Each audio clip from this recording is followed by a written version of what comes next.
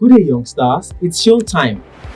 Olatunde Oshin is my name, Creative Ministry Director, Habitation of Daniel. Today, we are going to be looking at the story of Max. So sit down, relax, and join me as we go on this story ride.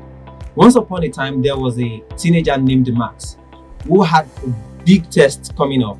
He knew he needed to study, but he also had a lot of other things he wanted to do. Max loved playing video games and hanging out with friends, but he also had chores to do and a part-time job.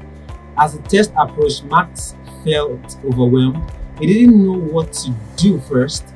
He thought he could study a little bit each day and still have plenty of time for everything else. But as the day passed by, Max found that he wasn't making much progress with his studies and he was falling behind on everything else. One day, Max's grandfather came to visit. Max shared his dilemma with his grandfather, and his grandfather told him a story. He said, there was once a man who had a jar and some rocks. He wanted to fit as many rocks as possible into the jar, but he didn't know how to do it. He tried putting the big rocks in first and then filling in the gaps with the smaller rocks, but he couldn't fit everything in. Then he tried putting the smaller rocks in first and then fitting the big rock in, but he still couldn't fit everything in. Max's grandfather paused and looked at Max. Do you know what the man did next? He said. Man shook his head.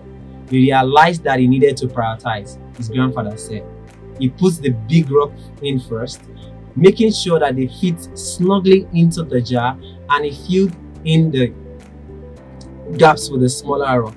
He was able to fit in everything, and he learned an important lesson. If you want to fit everything into your life, you need to prioritize what's most important.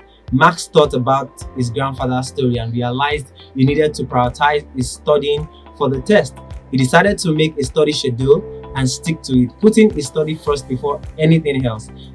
As he did so, he found that he was able to make progress and still have time for other things he enjoyed. The day of the test arrived and Max felt confident. He had studied hard and had done everything else he needed to do. As he took the test, he knew that he had learned an important lesson, that sometimes to fit everything into your life, you need to prioritize what's most important. So I'm asking you, what priorities in your life do you need to set straight? Learn from the story of Max and begin to place things in the right order. Thank you for your time. Bye.